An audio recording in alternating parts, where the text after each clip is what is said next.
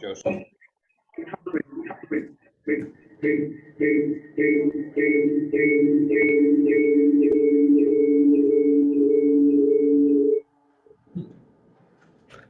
Okay. Joseph.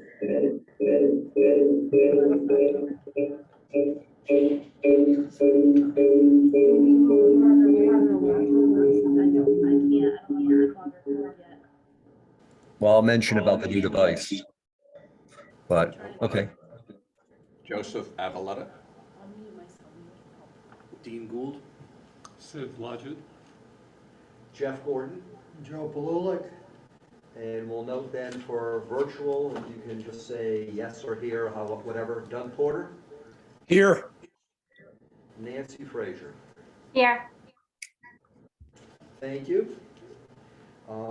That takes us to designation of alternates. We do need some alternates right now. So that would be, unless you guys don't want to accept the mantle of responsibility, it would be seating Dean Gould and Doug Porter. And David Morse told me he's away, unable to attend. Mark Blackford told me he might not be able to attend, or he will be late depending on when he finishes his farm work. So that takes us to Pledge of Allegiance.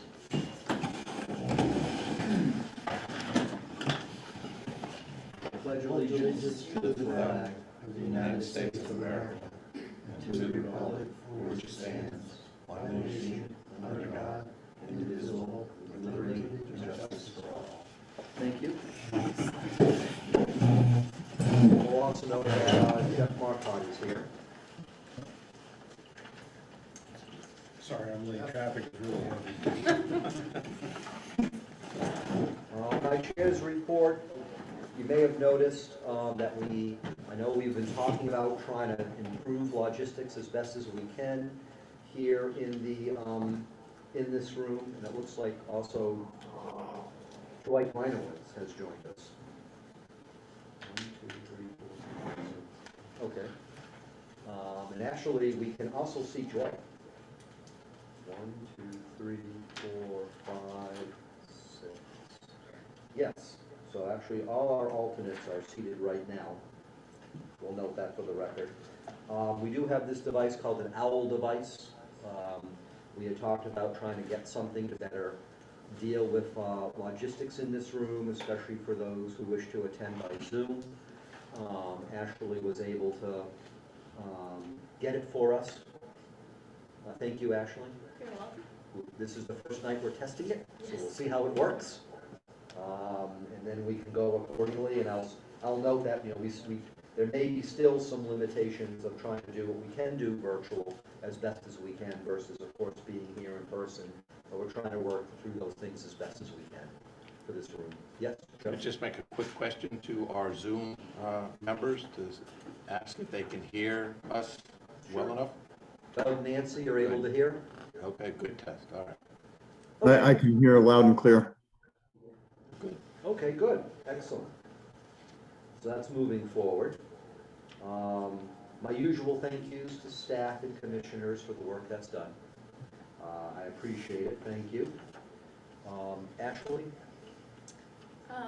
As you guys received my email, this will be my last meeting. I'm moving on to the town of Vernon, so just wanted to thank you guys for letting me be a part of the commission and work with you guys.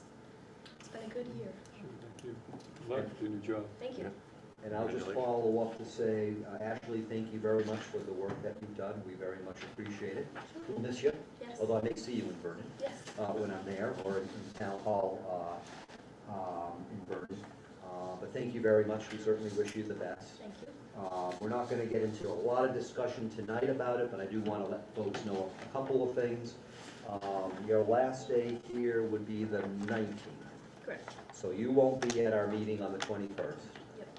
I have had a discussion with Ashley. I've had a discussion with the first selectman as far as what processes to put into place so that way we can continue the work of the land use department as far as permitting that needs to be done through there, clerical stuff that needs to be done through there, enforcement that needs to be done through there, and as well issues pertaining to the work the commission does.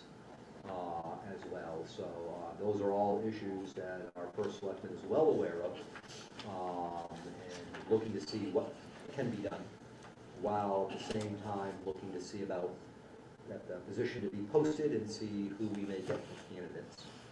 Ultimately, if someone is looked to be hired for ZEO, this commission at some point will have to take a vote authorizing that person to be our agent, just like we've done for when Ashley joined us. But that is, that type of stuff is being looked into, and I'll have some further discussions with the first selectman and certainly see how, where we are when, as Ashley will, transition out. It's my understanding, Ashley, that there's still gonna be some time you're gonna be potentially here helping. Yeah. So it just won't be at the meetings. Right. So thank you for that. And then we can see where we are and where we're going moving forward, so, for that. That takes us to agenda item 3A, which is 6300801 David Morse Hibbett Road, 2 subdivision. Follow-up discussion about development of the lot. This is something that we've actually dealt with in part previously. Looks like January 25th, 2018, we did grant an approval to make a part of that land, I guess it wasn't technically a lot to be built on. And this is, the Department of Agriculture did grant approval for a building envelope on that lot to put a house. But at the time that we granted approval with regards to a subdivision application, there wasn't anything at the time for the house to actually be proposed to be put. Since then, there is a proposal that has come to us. We were hoping that tonight we would actually in time get approval from NDDH, but we do not have that. So the only thing we can do tonight, and David Morse knows this because I've spoken with him today, is table this item. We can table it to our business meeting, which is on the 21st. If we get NDDH approval in time, then certainly, we can proceed accordingly. But until we get NDDH approval, we can't do anything else. So really, our action item tonight would be to table this to our July 21st meeting. So moved. Okay? Second.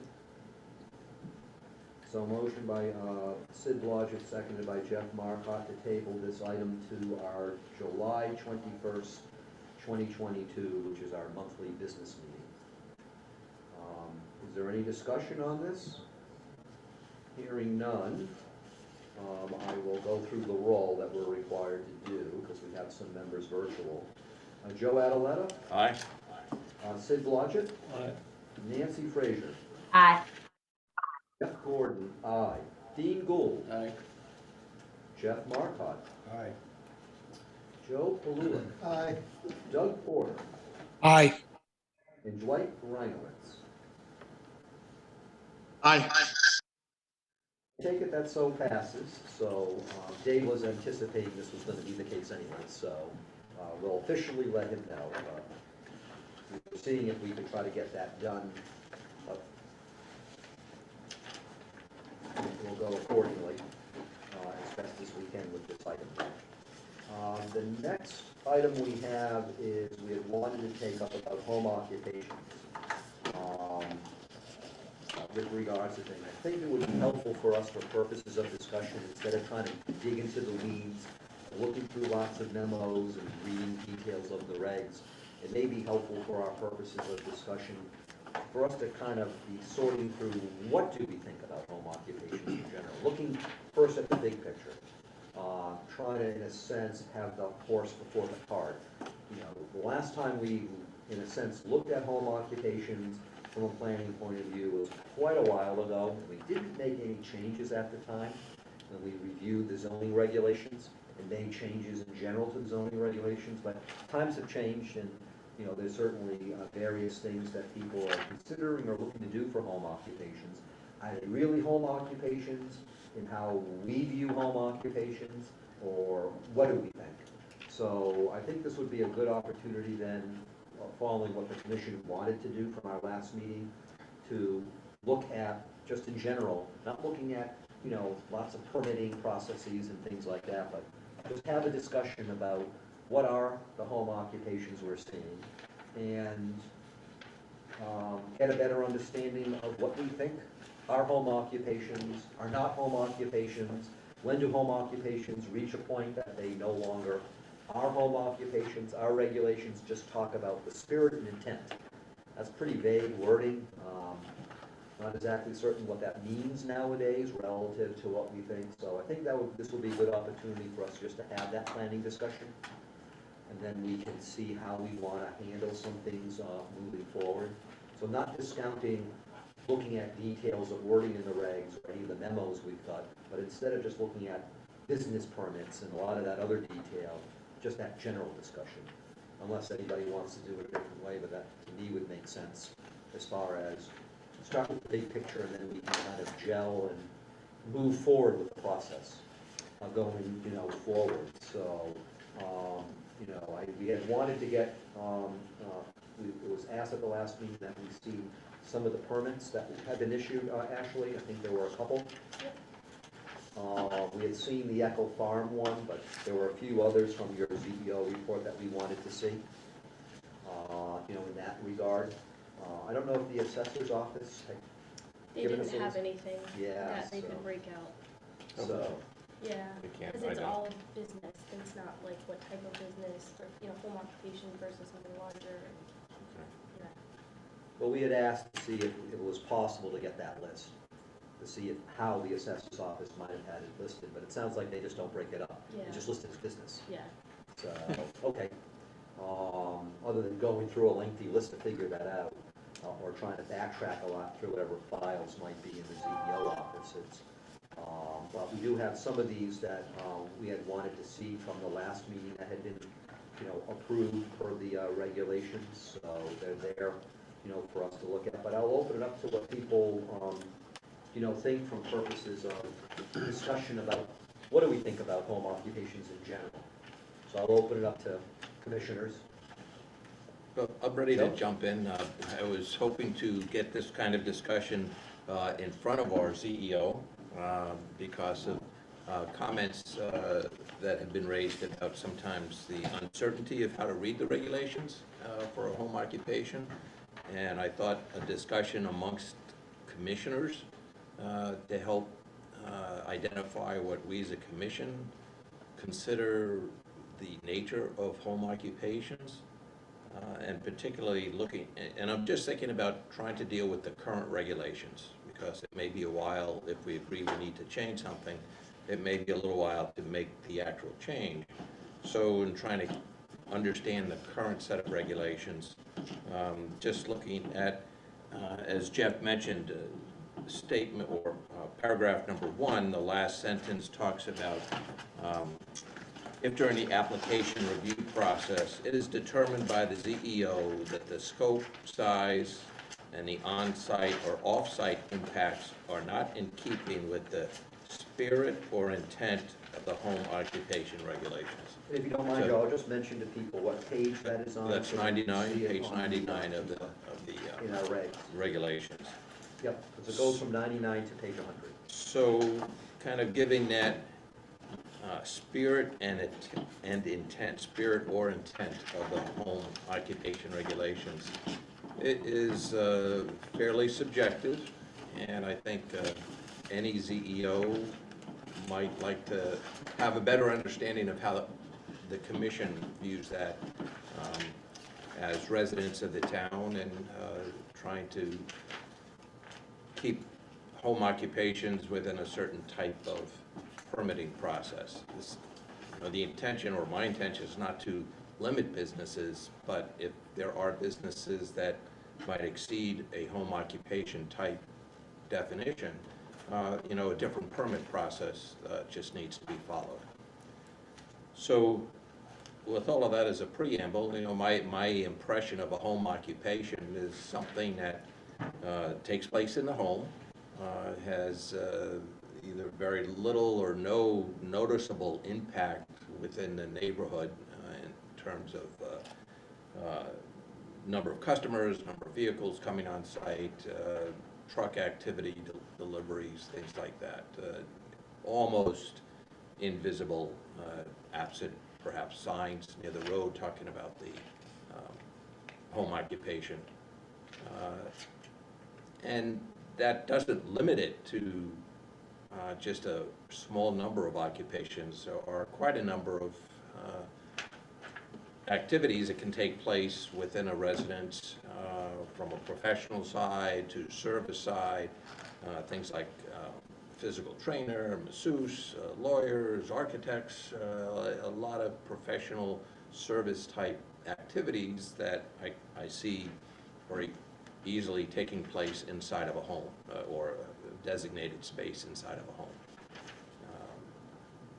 And that's the kind of discussion I just want to see if we as commissioners can also offer insight, so that we can share with our current CEO and at some point a future CEO what the commission understands as a home occupation.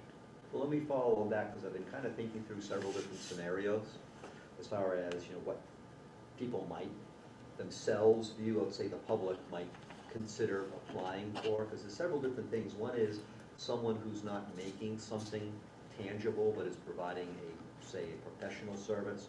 Just for example, say you're a rock expert, and you have a business, it's in your house, and all you're doing is you're providing consulting to others who deal with rocks or whatever. You're not having customers come in, you don't want to sign, you're just using a home office, for example. You're not selling something tangible or shipping something. A lot of those types of services, more and more are being done virtual, especially if you have clients in different time zones in different countries, and not to have to travel. That's one thing that, and we see those types of professional services. I have my own home occupation. I have no clients that come in. I'm just providing consulting services to them, and it's really virtual for me. Then there's a different type of home occupation I can see people apply for, and people have been. For example, you're a rock expert, but hey, you're going out into your field, and there's tons of rocks, and you're deciding to sell them, or chisel them into whatever you want to do, or cut them open and show the insides and polish them. You're selling them. You may sell them and ship them online. You may have somebody just come to your house and pick them up in a box, but you're not having tons of people come there. It's not like a gallery, and it's something that you're creating that's tangible, and you're selling it, and you have a business. It's just you. The next step I see is if you become more successful, you might want to then start getting into more and more of that, and you might want to have more, people start coming to your home occupation and, seeing your stuff and deciding what they want to buy and things like that. You might need more staff and things like that. That's an evolution of getting more successful, which I certainly would like to see businesses become more successful and certainly stay in this stuff, and not have to go elsewhere. Then there's also those who I could see things akin to what others are already doing with their home occupations, where, yeah, you're doing stuff that you're getting from your field, but now you're starting to branch into others who are in a similar business, and now you're serving as somebody who's selling their stuff, and you may make a commission off of it. You're not the one making the stuff, you're bringing it in from someplace else, or whoever you're working with, but you're using your business then to expand that way. And how does one view that if you're no longer, making the stuff there? How more involved do you get with that, as far as, that type of aspect of, of things?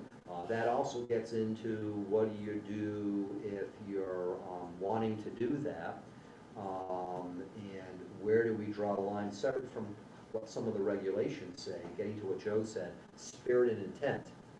Where do we start drawing the line separate from how many, parking spots you're gonna have? What is really the scope, that would cross a line to say you're no longer home occupation? We then say, if you do get beyond a home occupation, it looks like you may well then have to start pulling a special permit.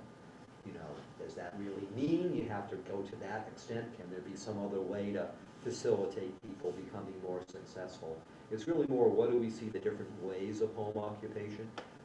Certainly, for example, you're doing a home occupation, you're not making anything, you're just the front person for selling things, from others, that, how do we view that as a home occupation versus you're really, making the stuff or providing a different service?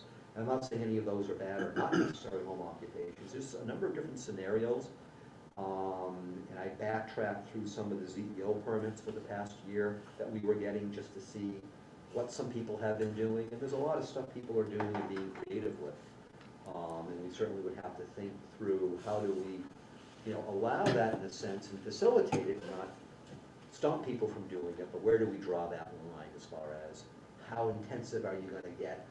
For example, if you're gonna start getting to shows, is that different in scope and intensity that people are coming to your shows at their home occupation versus, you're not doing it, but you're kind of low key and you wouldn't even know the home occupation is there. Part of that is we do allow a certain amount of square footage of the finished residence to be used for home occupation, and we also allow accessory buildings to be also used up to a certain square footage based upon how much space is in the residence. So if people want to start using an existing or a new accessory building or a shed or whatever, scope and intensity, how do we view that as far as home occupation versus non-home occupation? I think that gets to the point you were making, Joe, is, what is the impact in general? And that's why I'm hoping other commissioners have their sense of the impression of what home occupation is and can share that, so we can have that understanding, perhaps. I'll open up to what others, and certainly if there's anything, Ashley, or I know Delia, you've dealt with home occupations previously, and so you do have experience, and also from a planning point of view, if there's any perspectives on, you guys have as staff, certainly this is a good opportunity for us to start discussing some things. So if there's anybody else, please chime in if there's any other thoughts people have.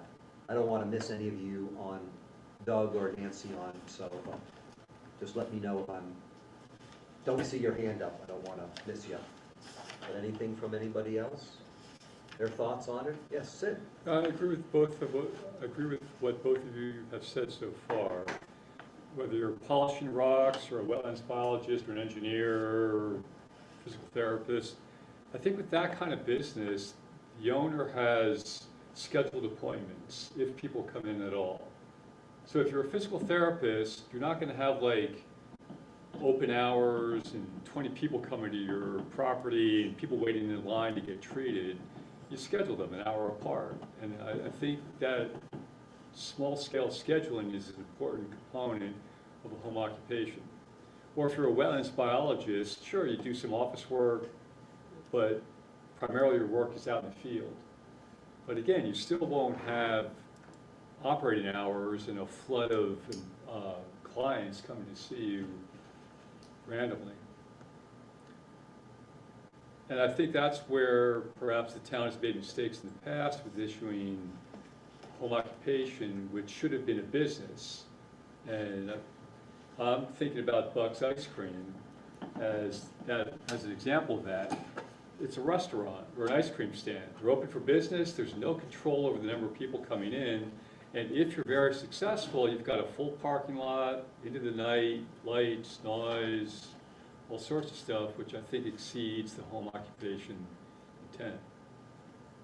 Delia, you had your hand up? Yes, I just wanted to say that I understand your point about the ice cream business, but the ZEO has to follow the regulations that are in place. If the application follows the regulations, they have to approve it. And that's why it was approved, because I was the one that approved it. Right, and I'm not So you pointing said it was a fingers, mistake, it's but just you an have to example of a follow home regulations. occupation that I think went awry. And I just want to we're not trying to single out any business, so trying to just, wanting to keep some, that's why I try to keep things general, so we're not singling any one business out over another. Part of the point, I think, what Delia's raising is, yes, we have to follow the regulations, but this will be an opportunity then for us to say, okay, what do we feel we need to update with the regulations? But also, if there's part of those regulations that are working, for example, and we don't need to change, then we should state that as well, to make certain that we don't, get rid of something we feel is working. So I think this is a good opportunity for us to see what do we think in general, before then we start crafting any wording updates. But your point is well taken in the sense that this is why we need to have this discussion, because if we feel things are at a point that we need to update or clarify regulation, I think that helps the commission, helps the public understand, and it helps staff understand, what we're thinking, in that regard. So, did And you I have think something that's further, what- Sid? Keep going.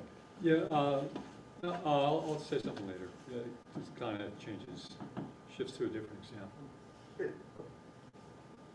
And that's, following up on your comments, Jeff, I think that's why the statement, the spirit or intent of the home regulations, it's important this is essentially a new commission since these regulations have been drafted or have been approved. I mean, a lot of new folks on the commission, so it would be good to get a sense from new commissioners about, what is their sense of the spirit or intent of a home occupation. And that wording, I think, goes back a long way. Right. Because I So- don't remember that we put that wording in any time that I've been on Right. the commission. I think that goes back quite a long way when these original regs were written. So I'm just, like I said, I'm just wondering what the Thoughts from Jeffrey other or Joe commissioners? or Dean Yep. or Sid. Sid? Well, looking at the Harrisville Road example, which I think is a great one, Which one is that? the landscaping, Okay, code of yep. landscaping. Based on what they've submitted, it appears to be a 1 or 2 person operation, whether it's Scott or Vanessa that's the landscaper. You might hire a few people, maybe part-time or temporary. And that in and of itself, they have a trailer of landscaping equipment, they do some office work at night, they leave in the morning, go off-site. That in and of itself, I think, is a good home occupation.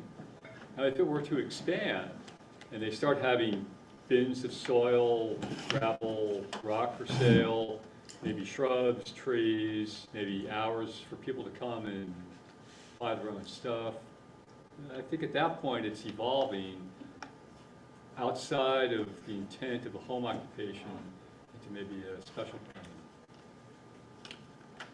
In this approval,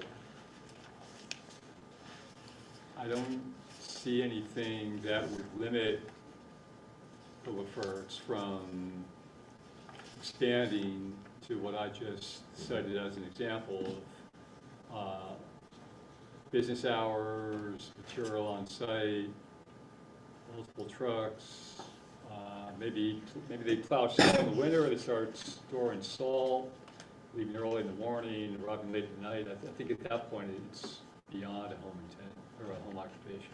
And again, that gets into, what you had mentioned, Joe, where we're talking about if the size, scope, and on-site or off-site impacts of an existing home occupation are such that the spirit and intent of the home occupation permit are no longer being met. But Right. again, what does spirit and intent really mean? Right. I don't think there's a legal definition of that. So that can be very subjective. So, again, we certainly want to see home occupations, just not survive but thrive. But we have to think about then, where does that line between a home occupation and a non-home occupation as people start to, if they're going to expand or need to do more, for their business. So, To go off of your example right there, I think at that point, though, it wouldn't be secondary to the residential use if he's starting to set up, mafia block bins for, soil and mulch and all that kind of stuff. So that right there would kick it out of the home occupation. Because at that point, you're using, half your yard instead of just your garage to store your mowers and stuff like that. And if I can add these Sure. two comments, add to my thoughts about looking at the application itself, and not tonight, but just thinking about how the application itself may have to be expanded to get some more detailed information about current size and scope of the home occupation business as defined by the applicant.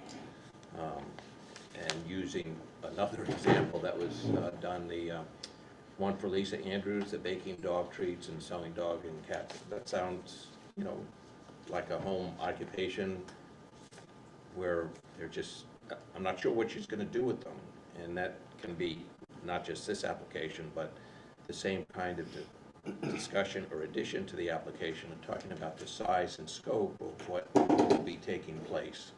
So that if a certain business grows and is successful and needs to expand, there's already some language within the application that says this scope of work is certainly acceptable within a home occupation permit, but if it gets any larger to a successful business, then another application process has to take place.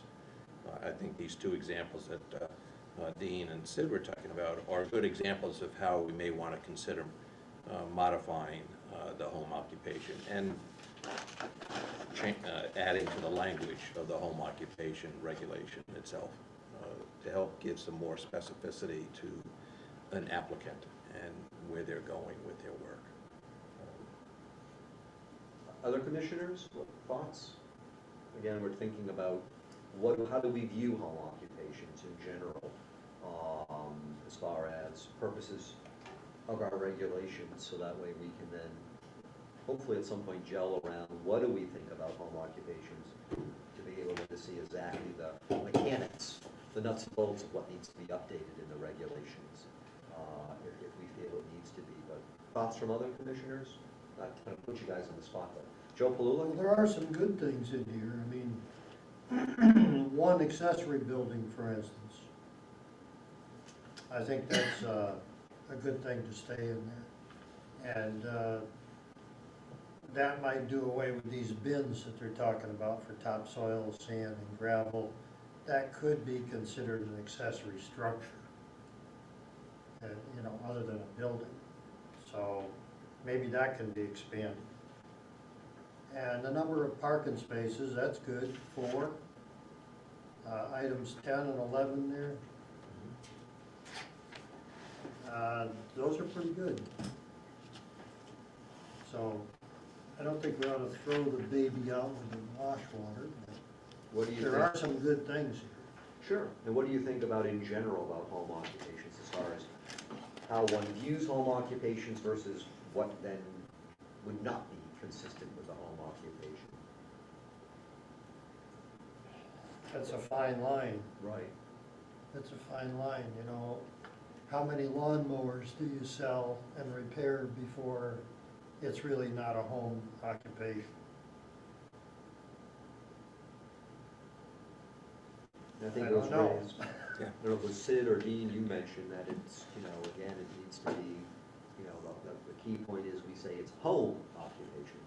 So the residence is still the primary. If we look at like size, for example, you could have up to 50% in your home, for example, be the home occupation, but then an accessory building can be up to 1/3. So total square footage can go up. And that gets into scope and intensity.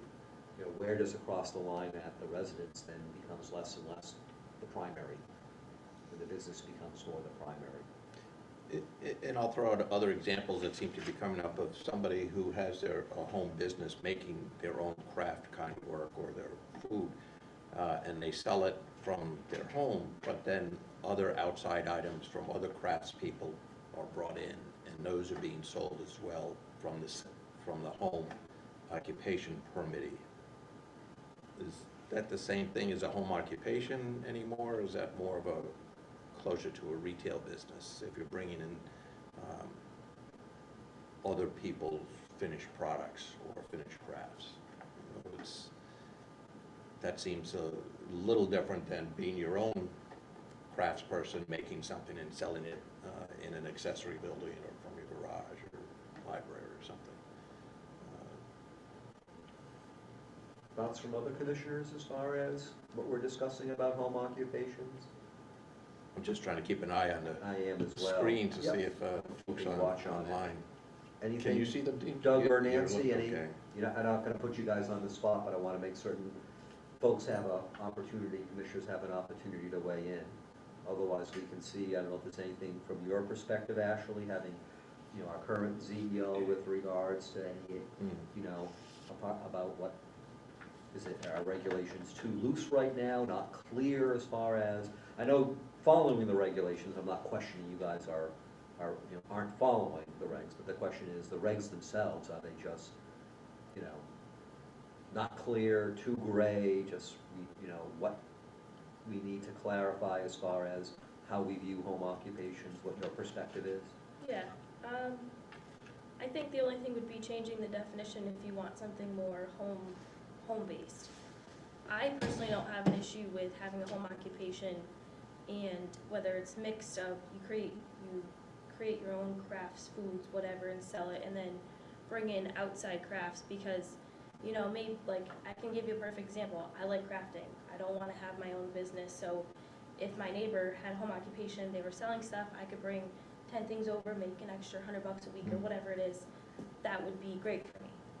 So on a smaller scale like that, I think that is helpful to your local community, to help people who just want a little bit extra money, things like that. I understand your point of view, you don't want a whole retail store as a home occupation, so maybe limiting the regulations down to saying, if you want to get down to like a small scale of saying you're only going to have 1 to 10 customers a day, and then anything after that is too big, or, saying you don't want retail sales at all and making that solely a special permit, or whatever type of business permit you guys come up with in the future.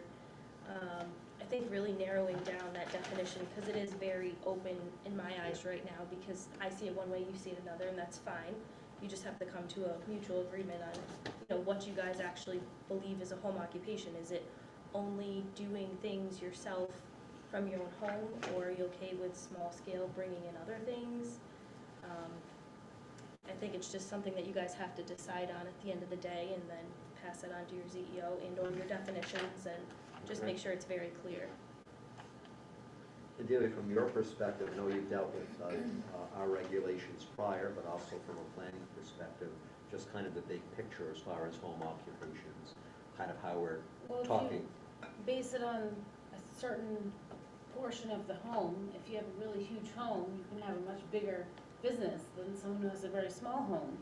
So you might want to just set a size, because otherwise you could be allowing some rather large home occupations if the homes are very large. Well, for example, if you have a 3,000 square foot house, we would allow 1,500 square feet, and then an additional 1,000 square feet for accessory building.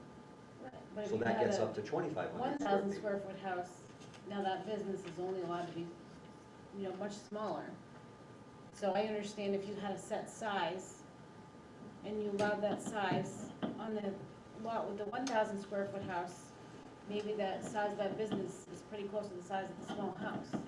So that's kind of you can debate the pros and cons of either approach, but you could be allowing rather large businesses out of the home by basing it on the size of a house. My other question is, I find it really hard to limit the business based on the number of customers. They don't know how many customers are gonna come in, and if you have it as a regulation, then the neighbors can make a complaint if on a given day, or maybe a given season or something, they have a bunch of customers.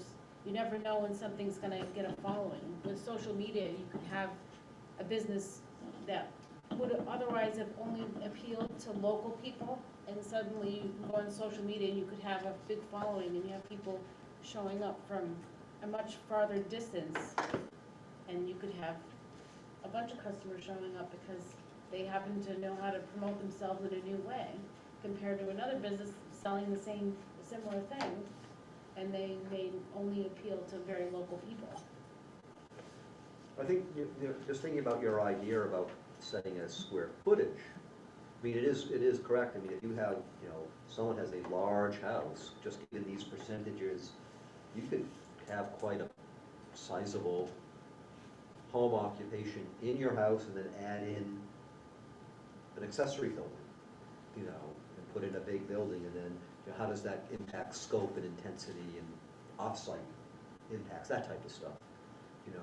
We thought through that process when we did accessory dwellings. Where do we set up, a square footage versus a percentage in that regard? I think that would have to get into, because we don't want to not let people with smaller homes not be able to avail themselves legally of the regulations, but we also have to be mindful, if someone happens to have a big house, they could really do something big as a percentage, type thing. We also have to get into how would we enforce things, so if we try to set too many proscribed limits for, certain things, it can be difficult then to try to enforce that, and we're not running around policing people, driving the streets. And I'm sure there's a number of home occupations out there that aren't even permitted or the state doesn't even know about. People are doing all sorts of things, as far as, availing themselves of technology and ways of selling things or, trying to add to their income.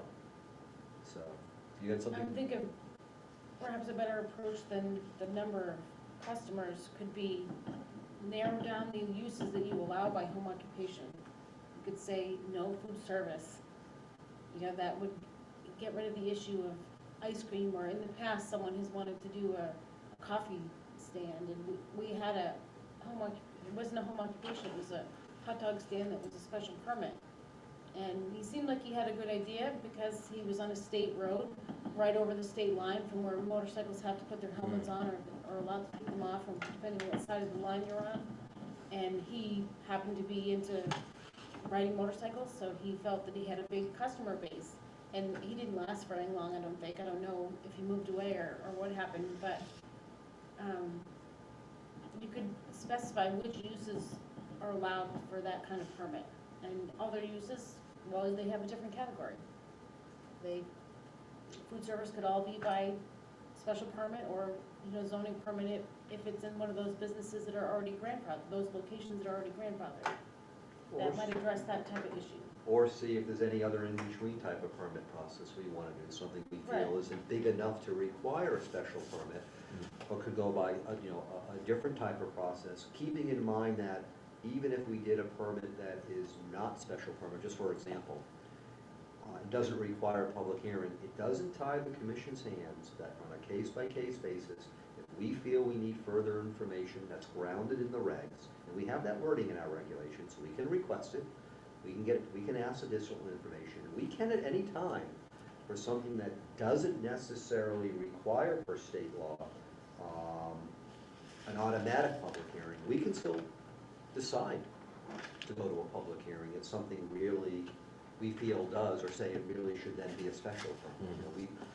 We can do that. We've had legal input on that previously at annual legal training sessions, that we do have that flexibility, depending upon what someone proposes. We've had a lot of those discussions about what type of permit really should be needed sometimes for certain applications. So I think there can be some ways of facilitating things and not, certainly we don't want to be burdensome and heavy-handed, but also on the other hand, making certain that there's the proper oversight that we're required to do for public health, public safety, and public welfare, which is our key charges by state law, doing things. Well, I'm sorry. were you No, gonna I say wasn't, something? I know Doug and Nancy both wanted to say Go something, ahead. so. Go ahead, I see Doug. Well, Right. go ahead, Joe, and then I'll recognize them. I was just going to suggest that we talked about having the home occupation applications come to the commission for review, just as part of our learning experience of what kind of applications are being submitted to the building office, so that we as a commission can learn a little bit more about what people are looking for or describing as a home occupation. And that would be, still the ZEO right now is charged as our agent to sign off on these permits, or if the ZEO feels, and this has happened, when we had that preliminary discussion, does it really meet the home occupation? What is it that they're doing? And then we talk with a potential applicant before they submit. You're thinking, Joe, that that process still can happen with the ZEO, ultimately is the one that signs off, unless we say, this. But I think the sign-off could take place after the commission talks about it, or quickly says it's a pretty clear-cut case of a home occupation. That wouldn't have to require a change in regulation. It would be more a process for us to follow, in a sense, a temporary basis for us to understand, it sounds like then, to understand more about the home occupations coming in, for us to kind of see them in real time, learn you know, how, you know, looking at them and get a better idea as we're thinking about home occupations. If we were to do that logistically, we don't wanna, you know, delay permitting. That would mean we would have to deal with that at both of our meetings that we have, the first and third Thursdays. We'd also have to see then, given that this, you know, Ashley, you're gonna be leaving us as CEO, and what happens then relative to the land use department, how that pans out with regards to, you know, and that's stuff we can deal with anyway. But it sounds like that's what you're thinking of, Joe, that, you know, we're not the ones that voting on the application. It's more that we're seeing it and can discuss it and have an idea where we are discussing it with staff, so we can have an overall timely discussion to understand home occupations, if that's what. Although voting on it is okay too. I mean, I'm not opposed to that. And I don't think it would be in a tremendous delay, because if we're meeting twice a month, we're seeing it pretty quickly. Doug, you have your hand up?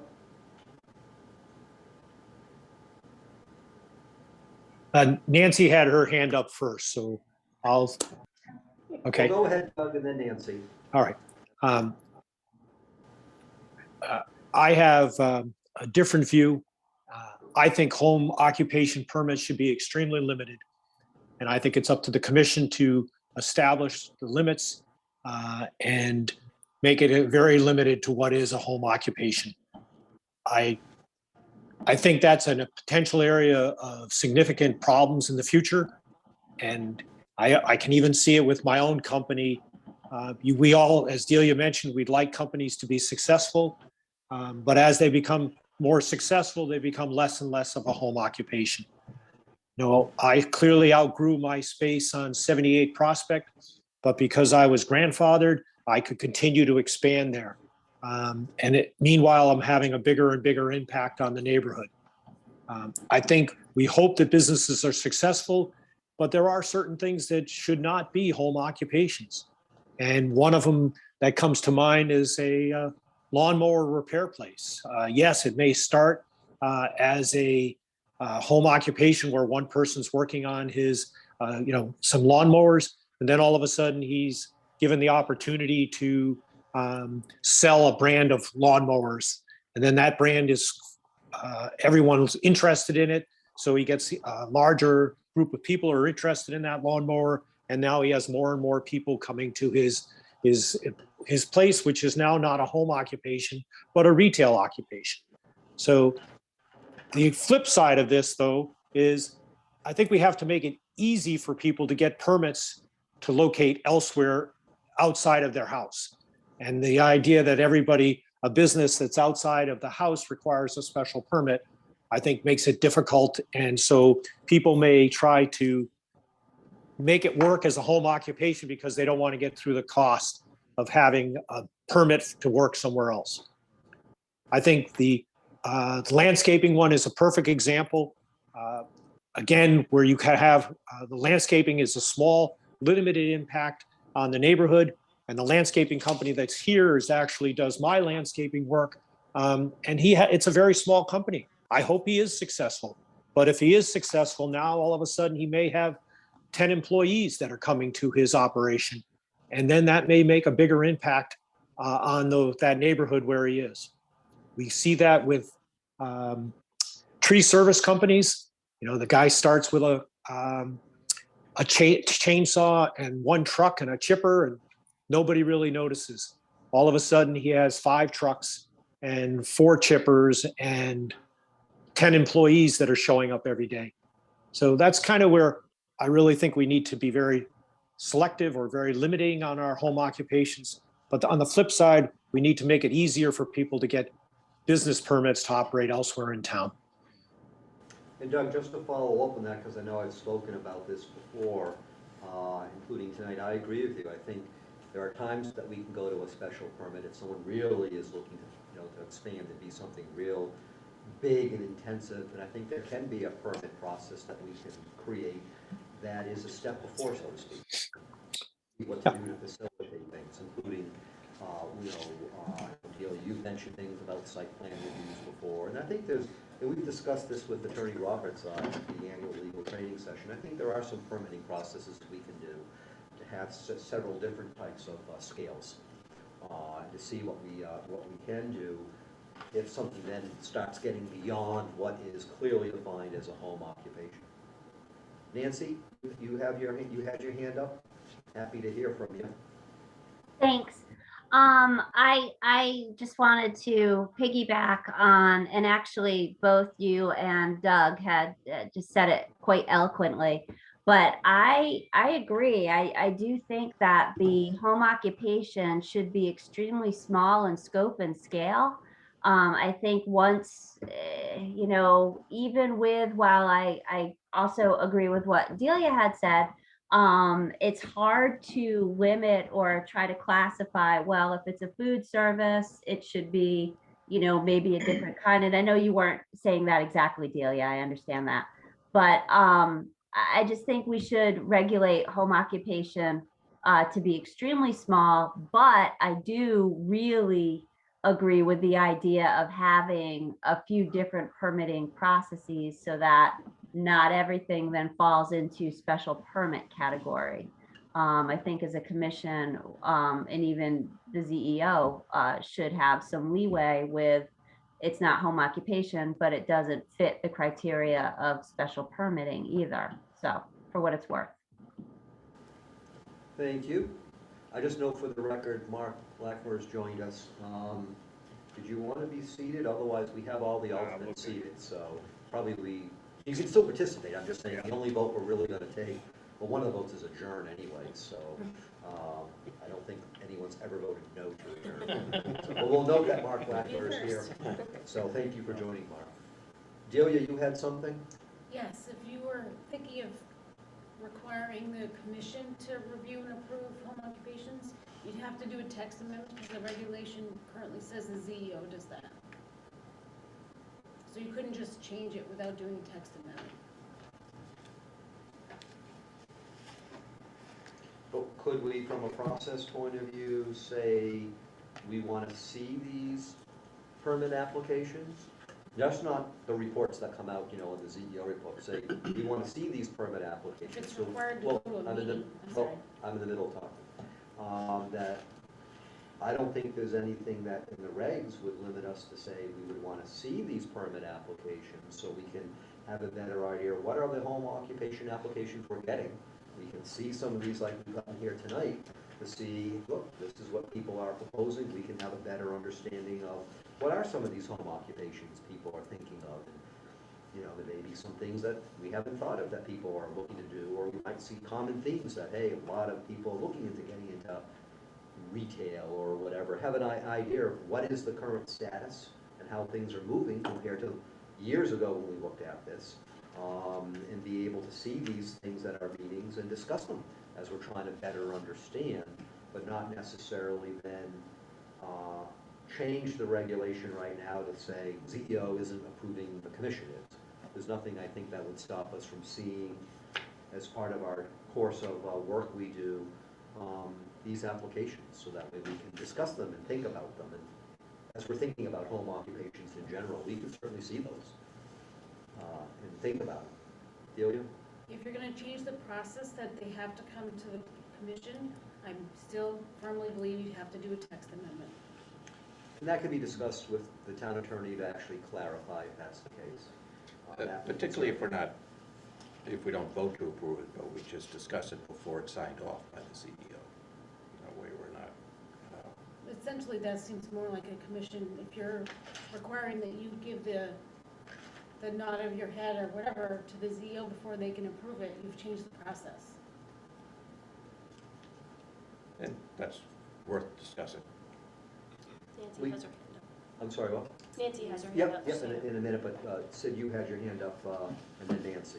I only wanted to say, even these three examples are very helpful, and if we can continue this, I'm not saying review, but see what has been approved already on, once a month to just gauge the frequency, the type, where these businesses are located, because it might even help us to take a drive by and see if they are growing or what kind of changes have been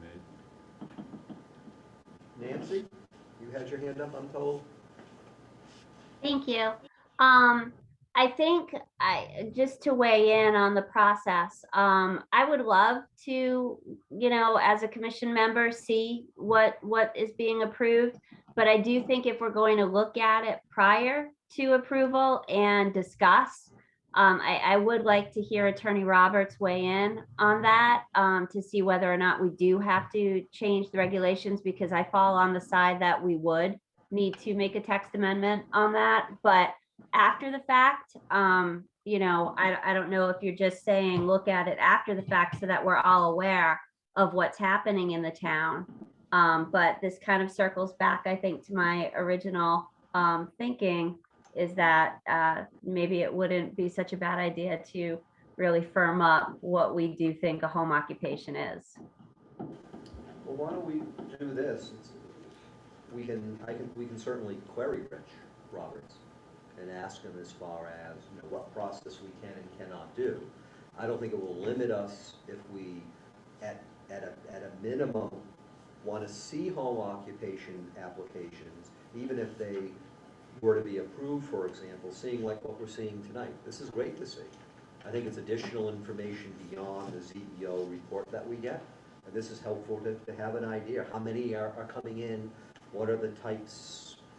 Also to keep in mind where in town, that maybe there's a lot that are being clustered in certain areas versus others. These are all things that are very helpful to see. That's one aspect.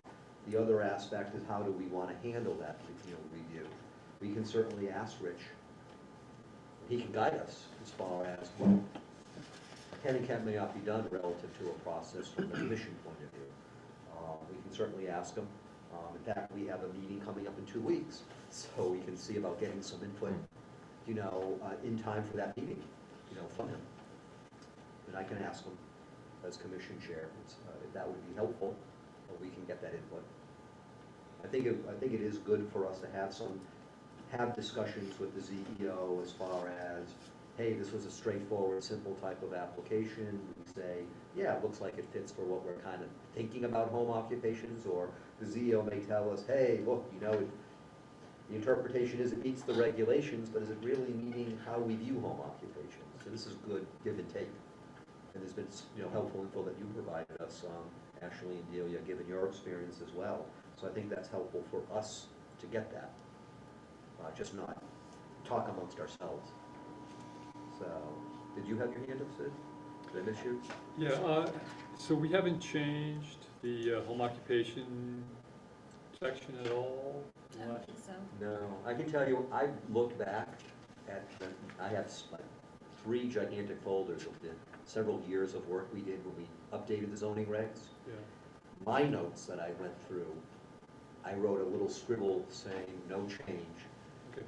That we didn't really, it sounds like we didn't feel there was at that time any need to do anything to change the home occupation regs.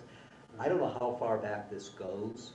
I have nearly all of the versions of the zoning regs going back to the original that was enacted. And a quick look at my thing, I don't think this has been really changed, during my time here on the commission. I think it goes back even, quite a number of years that there's been some of this wording. Yep, Sid? What I'm thinking of is item number 10. It says no more than 4 client or customer parking spaces are available to the use or activity. And I keep thinking about Bucks and that public meeting we had and the controversy associated with it. I thought the regs used to say that 4 customer spots must be made available, which they certainly met, and they had another 20 or 30 spots, and that was a loophole that was apparent when the neighbors were riled up against it, and we were having these a very successful business going on. Well, I don't want to get into too much about that specific business, but there was an issue that was raised, and there was a legal opinion given that based upon whatever was said or not said, I'm not putting anybody on the spot or rehashing it in detail, that there was a provision that was allowed to legally to say, yes, they could continue doing what they're doing if they were following advice and following it based upon that intent. And there was opinion we had gotten from the town attorney about that, and that led to some people to vote to say they can continue what they were doing, but can't exceed any other provision, beyond what the home occupations clearly, say. Understanding that any home occupation only is valid for a certain number of years, then has to be renewed, per our regs. I forget how many years that is. I know I had to renew mine. 5. Is it 5? But otherwise, I think, separate from that, we'd have to define at some point, what do we feel with regards to customer parking and number of, clients, and how many, what's the scope? And also that has impact. It has traffic impact, has impact on neighborhoods, for example, that type of thing. It depends on where these things are located. Right now, we allow them in the community district, and I think, do we allow them in the Lake District, I believe, right, Delia? Separate from any private Yeah, I believe so. deed restrictions the Lake Districts have. I don't think we said no to that. I don't think anyone is living in the industrial district so to have them. That's a different scenario. But we'd have to, think about where we stand with that. Also, we'd have to keep in mind that if we do change the regulations and people come in for permit renewals, my understanding, Delia, is that a permit renewal, let's say we change the regulations in a year, someone has a permit that is good for 5 years, they come back in 5 years, the regs are already changed, they would have to follow the regs at that time to meet renewal. Right, after the 5 years, or after 5 years they would. They would have to follow the Before regs. the 5 right. years, they don't. But they would have to follow the regulations then in place at the time that they want to renew. So, Yes. So Jeff, in your situation, let's say you just renewed your home occupation, it's good for the next 5 years, you decide to sell and move in 1 year from now. Does that new owner grandfather with 4 years worth of no, it doesn't No. run with the house. disappears with the owner? Okay. Right. I could then, if I wanted, let's say, I'm not planning to do this, let's say I move to live next to you, and I still want to do my home occupation, I'm in a different location, I would have to seek a, Right, the Under permit permit. doesn't travel with you. right, but it doesn't transfer to a new owner also. But it's easy enough for that person to get a home occupation to do the same thing. Or if I wanted to move and say, hey, I want to do it exactly the same, but now I'm in a new home, I just submit a new permit. Right. And then if it meets the regulations, I get a home occupation permit. Delia? To answer your question, Lake District does allow home occupations in the zoning regs. Now, it may not be allowed in their own deed restrictions, but that's not something the town enforces. That's up to them, as far as what they do with their private covenants. So, well, I'll ask Rich then what he says from a legal point of view as far as process. At a minimum, separate from whatever process Rich says we can and cannot do, at a minimum, is there a consensus or anything as far as that we would like to be seeing so we can better understand home occupations? To at least at a minimum, see the copies of the applications at our meetings, so that way we can at least be, because I found this, the copies that Ashley provided, I found this very helpful to better have an idea. People okay with that? That's more, we would be seeing it, at our meetings. Maybe a follow-up question to that. Can we adjust the application form without town hearing or regulation change? Yes. The form's not a regulation. They're not, and we've changed some things. Yes, we Okay, can, so so- what that is there's been things that have happened over the years where things have been updated. I know, Delia, you've been part of that, I know, Ashley, we looked at a few things that don't come to the commission for approval, they're more in the office. Even Tina did some changes to update, to make things clearer in some of the applications. We can certainly see copies of it. I know at times we've shared some copies so we can see, but that's the office. But that doesn't have to come to us. So if we say, hey, it might be good on the application, I know this has been raised at one point at a commission meeting about, well, we just want to have someone attest to they own the house, or they live there, or, you know, it is their business, and it's not like they're seeking a home occupation, but it's really somebody else's business, for example. If we wanted that in the regulation, that's something we can talk with the CEO about, but we don't, it doesn't have to come to us for approval. Or the CEO can come to us, Tina had at the time, you know, raised some ideas about things to put in to clarify things, to make things easier on the record in the file. That's stuff that can be done via the office and, you know, in a simple way. Delia? To answer your question about the length of time the regulations have been in place, that previous triplicate form that was being used when I was working here, that's the only form they ever had, and I swear they bought like a lifetime supply, because that was what they started using probably when they adopted zoning in 1992, and we never got through them all. Well, if we have a lot left over, would that be a nice going away present for you, Ashley? Start my fires with them, Yeah, there you go. I'm sure they have rules in Vernon about that. probably. Yeah, so it sounds like what we'll do is for our meetings, we'll work on, for the meeting packet, when, in addition to the ZEO report, which shows a whole bunch of different things, getting a copy of the home occupation applications for us to see. And in the meantime, I'll ask Rich about what further we can and cannot do from a process point of view. I'll see if we can try, if he's around, to try to get an answer in time for our meeting in 2 weeks. And then based upon what he says we can and cannot do from a process point of view, we should definitely discuss it further, how we view things. Either way, if he says yes, no, or whatever, we can still certainly be having our discussions as far as how do we view these home occupations, to think through things, getting to what points that we've all raised, you know, here in that regard. So I'll send something off to him and see what he has to say about that. Was there any, Joe? Yeah, would it be a good idea to list a few occupations that we don't consider? You know, have a listing and say, general contracting, roofing, blah, blah, blah, are not considered home occupation. We could. One thing we have to be careful of, and I know Roberts has mentioned this to us previously, if we start making lists, we need to be careful, because either the list will become longer and longer. If we don't put certain things on the list, you know, then people may say, okay, yes, you can do it. We can certainly think about that. I think that gets to something you raised, Delia, about what do we feel? Yeah, well, you always make the statement, not limited to. You have a list, but, you know, the following occupations, but not limited to those. And those are certainly things we'd have to raise as ideas. You know, when we're viewing, where do we set the line? And how do we then, when we're gonna set the line, how do we then institute the mechanics, which are the regulations, to make that happen? So those are all different ideas we'd have to be thinking about. Yes.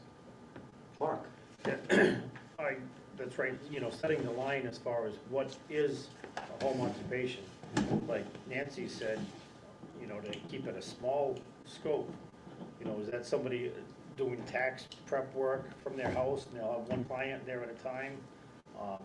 Sid had said, you know, the guy selling, repairing lawnmowers at home starts out, but you can have one person building barns and sheds to resell. Is that a home occupation? Because it's only one person. It's, you know, and then the landscape company, you don't have any, it's home occupation, but there's no actual work going on the premises there. It's only used for parking, whether it be employees or their personal vehicles. You know, there's a whole lot of, I don't know where to go. And that's why I think we're talking about maybe looking at how to better define the scale of what a home occupation is. I think there was the conversation about a tree trimmer who started out as a single person and one truck, and then grew successfully and is now a little bit bigger. So that might help better define or limit it on the application. Anything from other commissioners? Just want to make sure I'm not missing Dwight or Nancy or Doug. I think this is, certainly from a discussion point of view, this is very helpful as we're starting to think about some of these, issues. So, is good. Is there something further from a home occupation point of view as far as some of this stuff? And again, this is gonna take us, hopefully not 5 or 6 years, but it's gonna take us some time to think through it properly, because we don't wanna create regs that start creating problems. But certainly, as we're starting to think through it, what we'll do is we can see then, well, we've already gotten these, if there's any other home occupations that come through that get approved, or even the ones for some reason that, for example, gets denied, although that stuff usually would then be brought to our attention because it would have to come to us for a different permit. We can certainly be having that in our, if there's anything actually that comes in between now and when we're due for the next meeting packet, we can certainly see a copy of what further you approve Yep. based upon the regs. I don't know how easy it's really gonna be to backtrack through files. Is there on the computer a listing of home occupations that are valid and when they're due to be renewed? I just have a binder of the ones that I've done since I've been in town hall. Okay. So I list them by when the renewal date is, so if I did them in 21, 5 years from that, so. It's kind of a tickle file for future. Yeah. To keep Yeah. track. Yeah. Joe? Doesn't the town clerk have a listing of all of the businesses? Yeah, but they're not broken up. We checked with the assessor's office, they're not broken up by home occupation, they're just listed as business. I see. Because that's how they're all evidently lumped together. Business, evidently. Because then they have to issue a set, like for me, I get my, property tax stuff from the town for my residence. Separately, I get one for my LLC. Yeah, as so far as do my I. tax. Yeah, so all that evidently is just listed as business, not home occupation. Yes, Delia? When I was the CEO, I had a spreadsheet that had all the permits I ever issued, and it should be in a file. Having been gone for 4 years, I couldn't tell you where the file is, but if you can find it, it'll have all of the home occupations that I approved, and the dates they were approved and what they were approved for, with the address, and then you could find the file. And also, I used to give a copy of the home occupation form to the assessor, and the assessor would note on their street card that it was a home occupation. So I don't know if the new assessor has been doing that, but Rich Kryzak did that. But it sounds like they don't have that. Well, I guess even if they do, they can't pull it out individually, like they have to go through each property to say, okay, this one has a business, this one doesn't, pull it up and see what kind of business it is. That would be Their program time doesn't, consuming. yeah, pull it out. Yeah, I don't think they would have the staff hours to do that. No. Through the big files that they have. But we'll do, what we can. I think moving forward, seeing these is very helpful at a minimum, so we have an idea. And then we'll see what process we can do based upon what Rich provides us. And I think it's good to raise those ideas about how we want to see these things and be involved so we can understand these better and try to figure out what to do in a common sense way with the regulations. When we have to deal with updating them. So I'll ask Rich, and then we can see where we are. Is there anything else then on that topic? Anybody else have any questions then or comments? Otherwise, that takes us then to adjournment. Is there a motion then, or you don't have to make a motion? Move to adjourn? I'll second. A motion by Dean Gould, seconded by Sid Blodgett to adjourn the meeting. I gotta technically go through the roll. Joe Adeletta? Aye. Sid Blodgett? Aye. Nancy Frazier? Aye. Jeff Gordon? I will vote aye. Dean Gould? Aye. Jeff Marcotte? Aye. Joe Palula? Aye. Doug Porter? Aye. Dwight Reinowitz? Aye. Unless somebody objects, I say that that motion passed unanimously. I got 8:45 on my phone. Thank you, everybody. We have Night. Thank you. Have a good night. We'll catch you then at our meeting. Take care, everybody.